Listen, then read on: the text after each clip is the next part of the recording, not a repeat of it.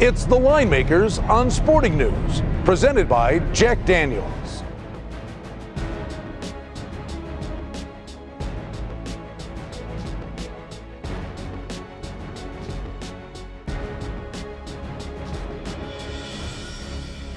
All right, folks, we're ready to roll here. The Line Makers on Sporting News in the NFL. One of the biggest games of the week comes in the AFC North. It's Cincinnati at Pittsburgh. Steelers are 4.5-point favorites. Total in the game is 43. Bottom line is, for all intents and purposes, this is a playoff game.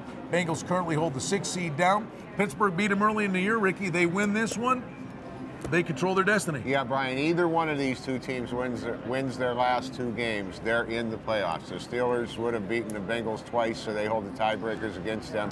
Bengals get the Ravens next week in Cincinnati, and Pittsburgh gets the Browns at home. Cincinnati 0-7-2 in their last 9 games against the spread against teams in the AFC North. They just don't fare well within the division.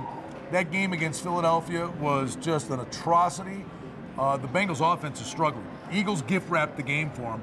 Bengals have to find a way to punch it in. They can move the ball between the 20s, Rick. They can't put it in the end zone. Well, they actually are 5-2 against, or straight up on the road this year. So they've been a good road team. But the Steelers own this team, Brian. They beat them 24-17 on October the 21st in Cincinnati, and they beat them twice last year.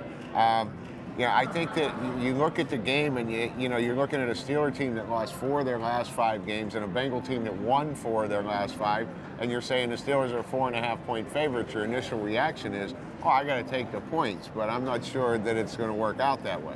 This one might surprise you a little bit. Pittsburgh 3-9-1 against AFC teams against the spread in their last 13. But again, this is a division game.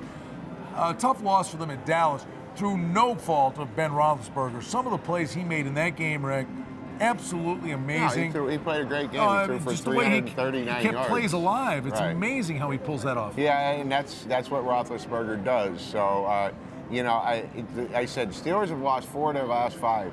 The one win was the win in Baltimore against the Ravens with Charlie Batch quarterback. So they're 0-2 since Roethlisberger came back. The way I look at the game, Brian, is I just think the Steeler defense is going to make a play somewhere through the second half, and the Steelers are going to actually go ahead and win this game. Oh, I think Pittsburgh wins the game. Covering the 4.5 is another story. And maybe a different story, but I completely agree with you. And I would say this, we've seen it in recent years. We've seen the Giants do it several times. We saw the Packers do it. I would not want to play Pittsburgh in the playoffs.